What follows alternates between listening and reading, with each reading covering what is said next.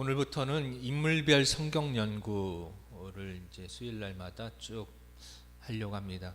대략 보니까요, 성경 인물이 한 100여 명 정도 되더라고요. 그냥 이제 간추리고 추리고 하면 1년은 충분히 하고 2년 정도 한 사람이 2번 할 수도 있고 그렇습니다. 그래서 한 2년 정도 해서 인물별로 한번 쭉 연구하는, 오래전에 나온 그런 책인데요.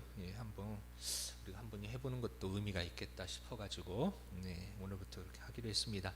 첫 번째는 너무나 이제 성경의 첫 번째 등장하는 인물이죠. 아담에 대해서 이제 오늘 좀 말씀을 같이 연구하고자 하는데요. 자, 아담의 이름의 뜻이 무엇일까요? 혹시 기억나십니까? 아담. 뜻은 붉은 흙이라고도 이렇게 하는데요. 또 땅, 붉은 흙인데, 또 다른 이제 어떤 번역본을 보게 되어지면 흙이라고 하기에는 좀 그렇고, 좀 더 구체적으로 정확하게 엄밀하게 말하면 먼지다, 이렇게 이제 얘기하는 분도 있습니다. 먼지. 그래서 우리는 먼지와 같은 존재로 좀 아무것도 아니죠. 흙이라고 한다면 뭔가 그래도 거기에서 생명체가 나올 수 있을 만한 근본이 된다고 볼 수 있겠는데, 먼지는 아무것도 아니에요. 먼지는 그 먼지와 같은 우리를 하나님께서 빚으시니까, 그리고서 거기에 생명을 넣으시니까 생명, 살아있는 영이 되고, 또 가장 지혜로운 하나님의 형상을 닮은 가장 뛰어난 그런 하나님의 피조물이 되었습니다.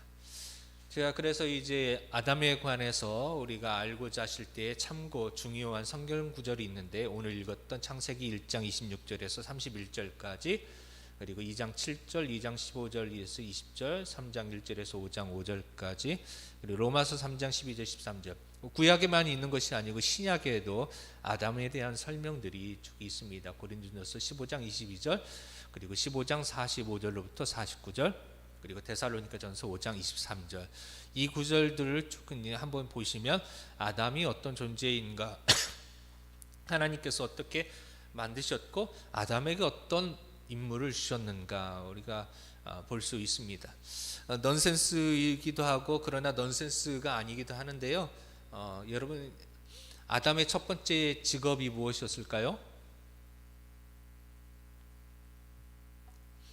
아담의 첫 번째 직업. 네? 뭐라고요? 어디 써 있어요? 제 거 몰래 본 거 아니죠? 예, 그렇죠. 장명가입니다.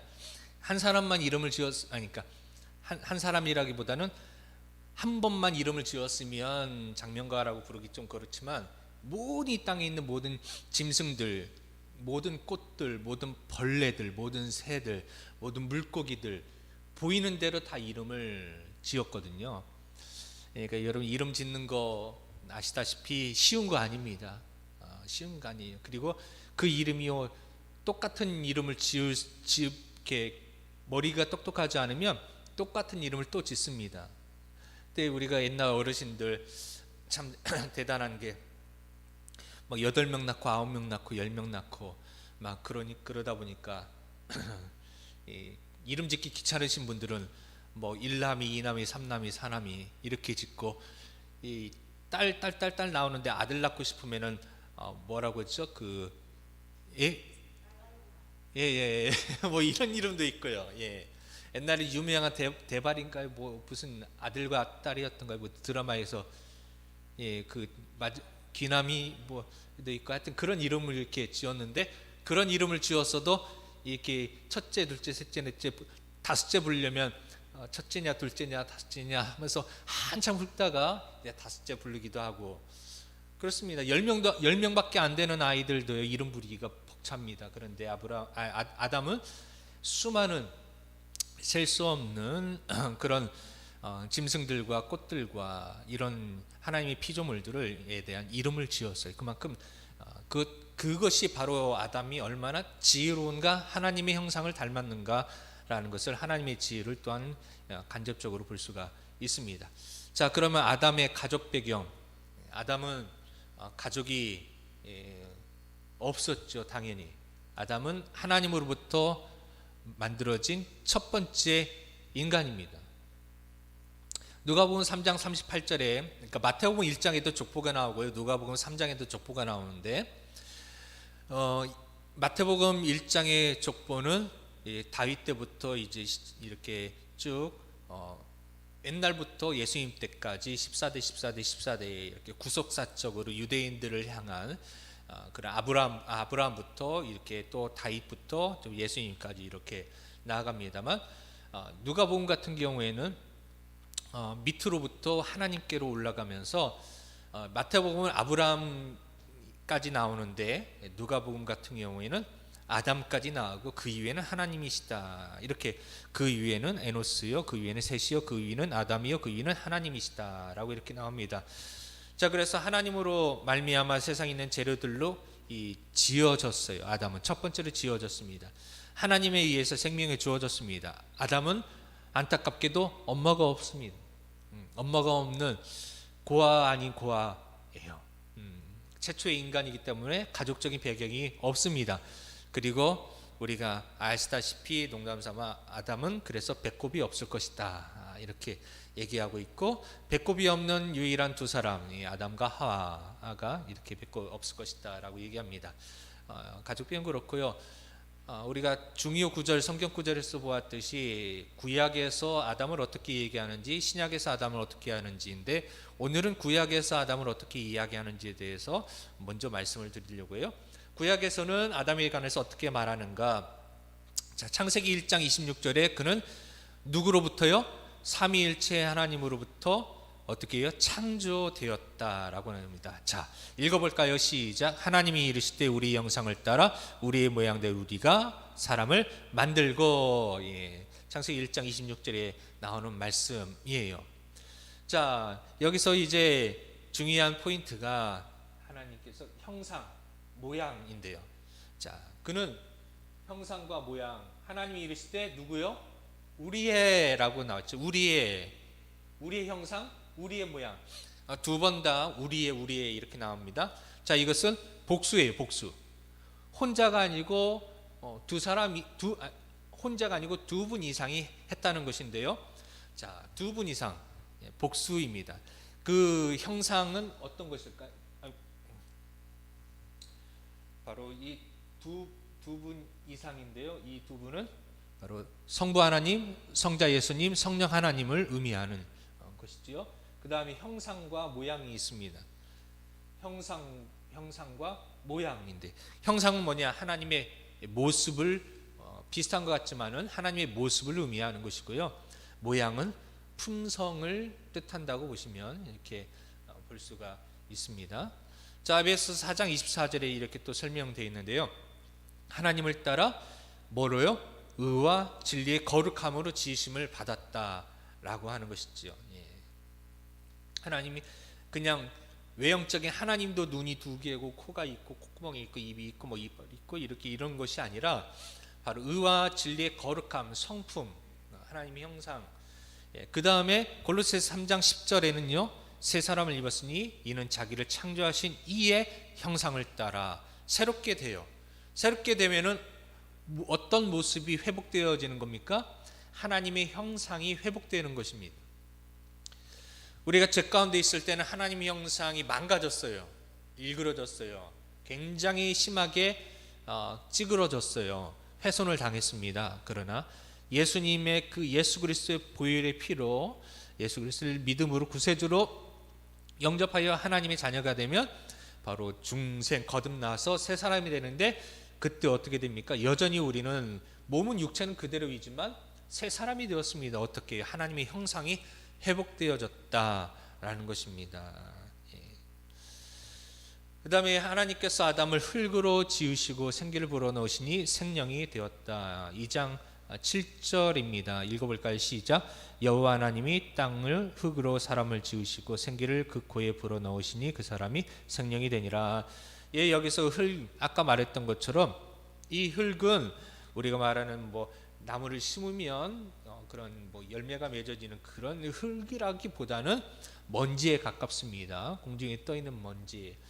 제가 어저께 정리를 집안 이렇게 정리를 하면서 전기 코드 꽂는 여러 가지 6개 정도 꽂는 멀티탭이 있는데 그게 고장이 났어요. 속이 것이 부러졌는데 따그닥 거려가지고 그거 잘못 썼다가 이제 그 모니터하고 오래된 노트북이 고장 났거든요. 거기서 꽂았는데 펑 하면서 고장 났거든요. 그래서 더 이상 쓰면 안 되겠다 해서 그것을 한번 분해해 가지고 고칠 수 있나 뜯어봤더니 고칠 수는 없더라고요.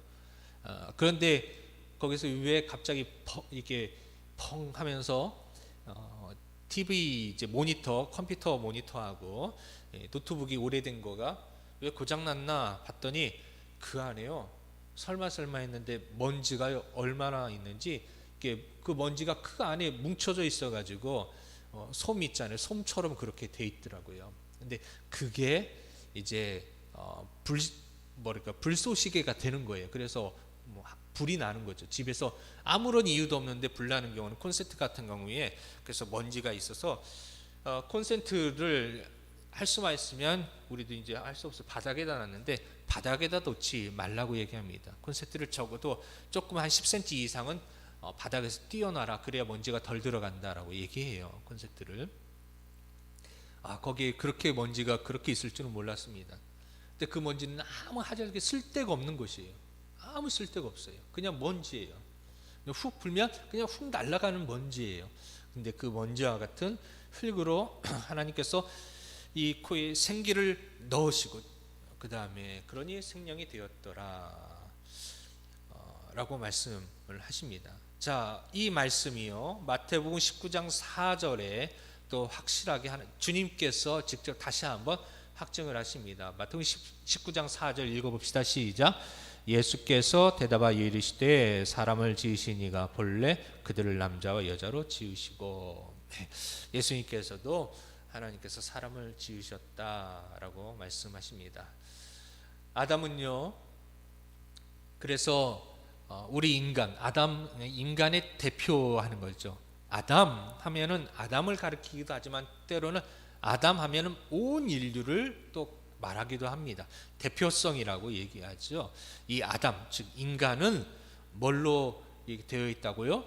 육과 혼과 영을 소유하고 있습니다.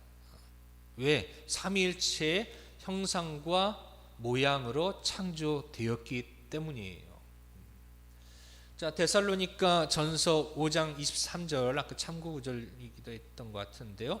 여기 보시면 읽어볼까요? 시작. 평강의 하나님이 친히 너희를 온전히 거룩하게 하시고 또 너희의 온 영과 혼과 몸이 우리 주 예수 그리스도께서 강림하실 때 흠없게 보존되기를 원하노라. 아멘. 이렇게 되어져 있습니다. 영과 혼과 몸으로 되어 있는 존재는 오직 인간이 유일합니다. 짐승 같은 경우에는 육이 있죠, 몸이 있죠. 거기도 그리고 짐승도 어느 정도 감정이 있습니다. 사람이 그 강아지 같은 경우에 사람이 아껴주면은 자기도 알아요. 짐승들도 인간같이 가장 가까운 뭐 강아지, 고양이도 있고 그러나 싸납게 보이는 여러분 호랑이도 사자도 어릴 적부터 자기를 사육사들이 자기 먹이를 주고 아껴준 사육사를 보면요, 마치 등치가 이렇게 큰데도 사육사를 보면은 마치 엄마를 대하듯이 아기처럼 막 달려서 막 달려들어요. 막 그 TV나 그런 데 보면은요, 한 사육사가 은퇴하고 아니면 이직을 하고 어릴 적 키웠던 호랑이하고 헤어진 지 몇 년이 되었어요. 그런데 그 사육사가 그 동물원에 오니까요, 그 어릴 적에 키웠던 호랑이가 그 자기를 어릴 적부터 아껴줬던 사랑했던 사육사를 알고요 막 뛰어오는데 좀 무섭더라고요. 막 그 사육사 사람을 막 어떻게 할 것처럼 오는데 오자마자 팔을 이렇게 앞다리를 들면서 안기는 거예요. 그래서 등치는 막 그 호랑이가 한 200kg는 될 것 같아요.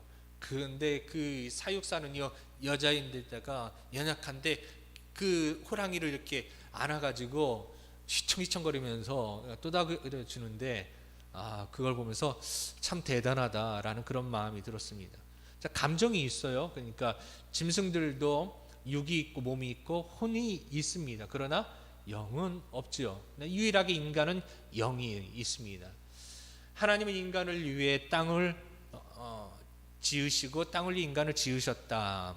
자, 하나님께서는 우리에게 이 많은 피조물들, 그러니까 인간을 짓기 전에 그 앞에 5일 동안 이 지구를 다 만드셨는데, 땅을 포함해서 다 만드셨는데, 왜 하나님께서 이처럼 이런 나무들, 산들, 들들, 강들, 새들, 물고기들, 짐승들을 만드셨느냐?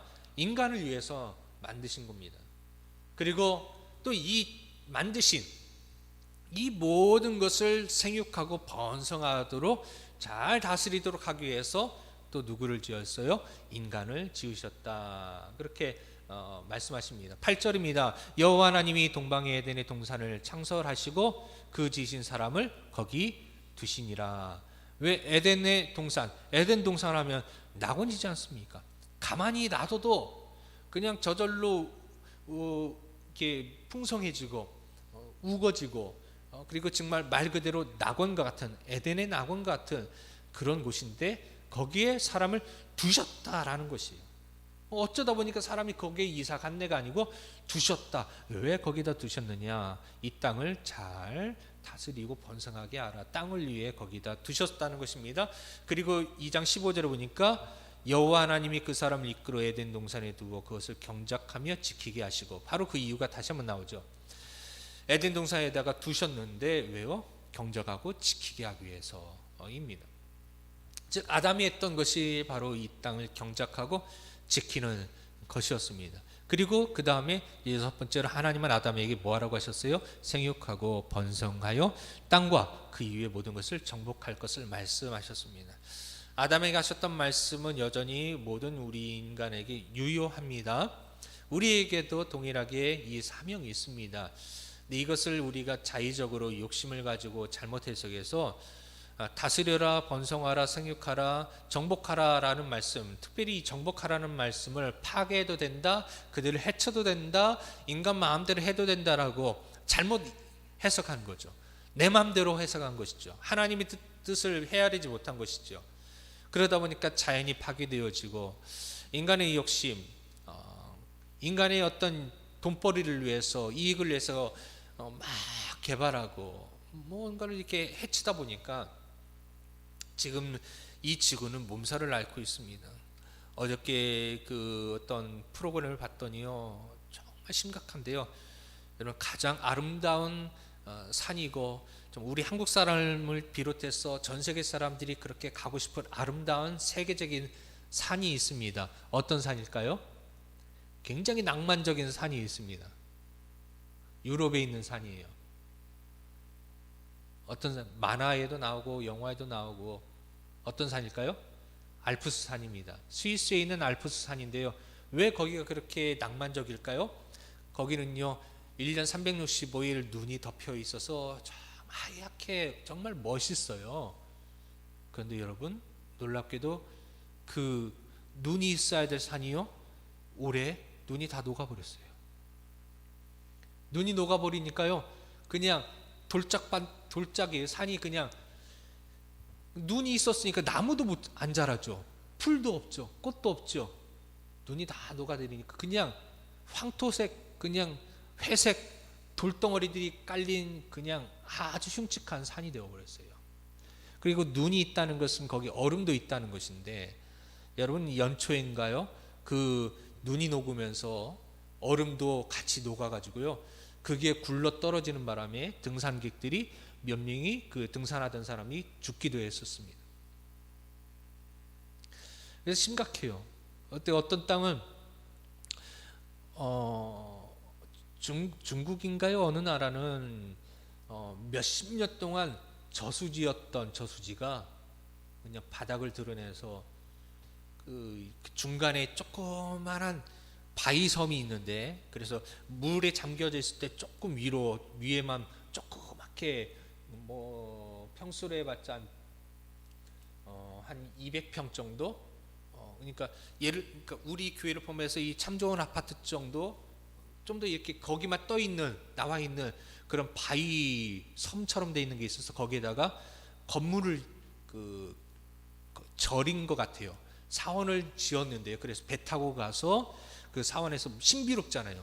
딸랑 그 안에 딱 있으니까. 그런데 물이 다 말라가지고요, 그 밑바닥이 다 보이는 거예요. 자연이처럼 파괴되고 있는데 그것은 이 말씀을 우리가 지키지 못했기 때문입니다. 자, 충만하고 정복하라, 이 말씀을 우리가 자의적으로 해석했어요. 하나님 뜻대로 잘 다스려야 되는데요, 하지 못했기 때문에 그렇게 됐습니다. 자, 창세기 2장 15절에서 17절에 하나님은 인간에게 그래서 한 가지의 한계의 선을 정해 놓으셨어요. 인간은 하나님께 복종하도록 되어 있고 그렇지 않으면 그는 죽게 될 것이다. 그러니까 욕심을 부리지 말라. 욕심 부리면 파괴된다. 그것을 알려주기 위해서 절제해라. 갖고 싶어도 먹고 싶어도 절제해라. 그러기 위해서 하나님께서 정해 놓으신 것이 있었습니다. 인간이 먹어서는 안 되는 것을, 욕심을 부려서는 안 되는 경계선을 하나님께서 마련해 두었어요. 자, 먹어서는 안 되는 나무, 그것을 하나님 뭐라고 이름하셨죠? 선악과라고 말씀하셨습니다. 이것은 어떤 이걸 먹으면 죽고 안 죽고 여기에 그러니까 독이 있고 아주 이 인체에 해롭고 그런 차원이 아닌 것이에요. 이 선악과의 성경적인 의미는 우리가 욕심내지 말아라. 즉 우리가 욕심내는 건데 이 지구상의 피조물, 즉 이 땅에 있는 모든 생육하고 번성하라는 것, 그것을 욕심내는 것 이상으로 그것을 소유하면서 어디까지 욕심내는 겁니까? 하나님의 자리까지 욕심내는 그것들에 대해서 하나님 경계선을 그어주는 것이죠. 모두에게 생명이 있을 때, 이 하나님께서 선악과를 언제 주셨어요? 아담과 하와를 만드시고 그들이 물론 이제 범죄하기 전이죠. 범죄하기 전에, 즉 생명이 있을 때 하나님께서는 미리 너희가 죽을 것이다. 이것을 먹는 순간에는 너희가 반드시 정령 죽을 것이다 라고 말씀을 하셨습니다. 아담에게 이것을 말씀하셨어요. 안타깝게도 안타까운 자인지 아담에게 하나님께서 말씀하셨어요. 그러면 아담에게는 어떤 의무가 있습니까? 이 말씀을 그 다음 사람들에게, 인간들에게 정확하게 전해줘야 돼요. 근데 즉 복음을 전해야 됩니다. 전도해야 되는 사명이 있었어요. 근데 제대로 하지 않았어요. 그래서 그 다음 사람 하와가 범죄하게 되었습니다. 결국 하와가 범죄하였지만 거기에 대한 대가는 아담이 지게 된 것이죠. 땀을 흘려야, 수고하고 힘들게 일해야 먹고 살 수 있게 되었습니다.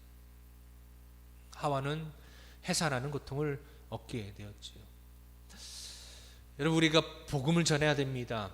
아담에게 선악과에 대해서 정확하게 이 하와에게 알려줘야 될 사명이 있었던 것처럼 예수 그리스도만이 우리의 구원자이시고, 그리고 예수 그리스도 안에 있어야 우리가 영생명을 얻게 되어지고 죄로부터 우리가 구원받을 수 있다는 것을 정확하게 알려줘야 됩니다. 그렇지 않고 그것을 듣지 못해서 우리가 알고 있는 사람들이 우리에게 복음을 전하라고 하나님께서 만나게 하시고 알게 하신 우리 삶의 테두리 안에 있는 그런 사람들이 범죄하게 될 거예요. 즉 예수 그리스도를 알지 못하게 되어져서 하나님을 대적하는 죄를 지었을 때에 그 죄의 대가는 물론 첫 번째 그들에게 죄의 대가를 물으시겠지만 결국 그 고통은 아담도 받는 것처럼 우리들도 같이 경험하게 되는 것입니다. 창세기 3장 1절에 7절까지 말씀에 유혹과 타락의 내용들이 나오게 되는데요. 교도가도록 하겠습니다. 그런데 뱀은 여호와 하나님이 지으신 들짐승 중에 가장 간교하니라. 뱀이 여자에게 물어 이르되 하나님이 참으로 너희에게 동산 모든 나무 열매를 먹지 말라 하시더냐.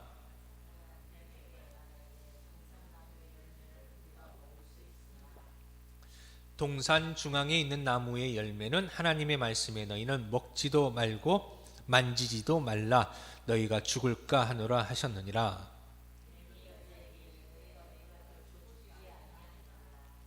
너희가 그것을 먹는 날에는 너희 눈이 밝아져 하나님과 같이 되어 선악을 알 줄 하나님이 아심이니라.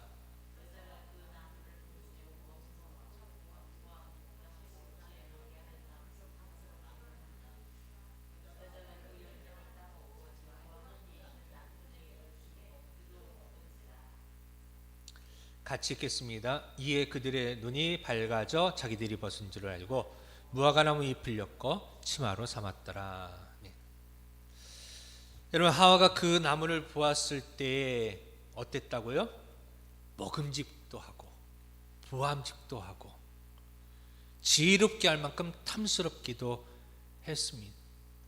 결국 하와는 그것을 실과를 따먹고 자기와 함께한 남편에게 아담에게 그것을 주어서 같이 먹게 했습니다. 그리고 나서 그들이 어떤 결과를 가지게 되었죠? 눈이 밝아졌는데 자기들이 벗은 줄을 깨달았더라. 그리고 그들이 뭐 했습니까? 무화과 나무 잎으로 치마를 만들었는데 이것은 무엇을 상징하는 것이죠? 죄를 감추는 것을 상징하는 것입니다. 죄를 가리는 것이에요. 인간은 죄를 지었구나. 그 죄를 숨기고 싶습니다. 인간이 거짓말하는 경우들이 있는데요. 그때는 자기가 잘못했을 때 죄를 인간은 숨기고자 하는 본성이 있어요. 자, 하나님은 즉시 그들을 찾으셨고 어딘지 아시죠? 하나님은 아셔요. 어디 숨었는지 아무리 꼭꼭 숨어도 하나님은 아십니다. 성경에도 그렇게 나와 있습니다. 인간은 그러나 하나님이 모르실 거라고 숨지요. 그러나 하나님 먼저 발견하셨고 하나님께서 먼저 친히 그들을 위해서 가죽옷을 만드셨습니다. 그리고 그들이 찾아가서 그것을 입히시죠. 여러분 지금도 그렇습니다. 하나님이 우리가 어디 있는지 모르셔서 우리를 못 부르실까요? 알고 계십니다. 그러나 찾고 계시는 것이죠. 왜요? 우리가 주님 앞으로 우리가 자유의지를 가지고 주님 앞에 나오기를 주님 원하십니다. 창세기 3장 8절에서 13절까지 말씀 교독하겠습니다. 그들이 있는 그날 바람이 불 때 동산에 거니시는 여호와 하나님의 소리를 듣고 아담과 그의 아내가 여호와 하나님의 낯을 피하여 동산 나무 사이에 숨은지라.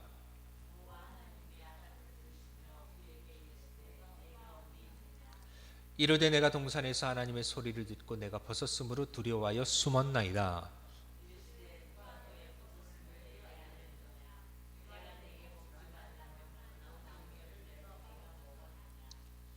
예.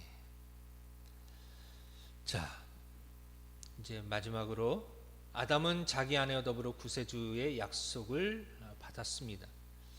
자, 3장 15절 우리 유명한 이제 드디어 등장합니다.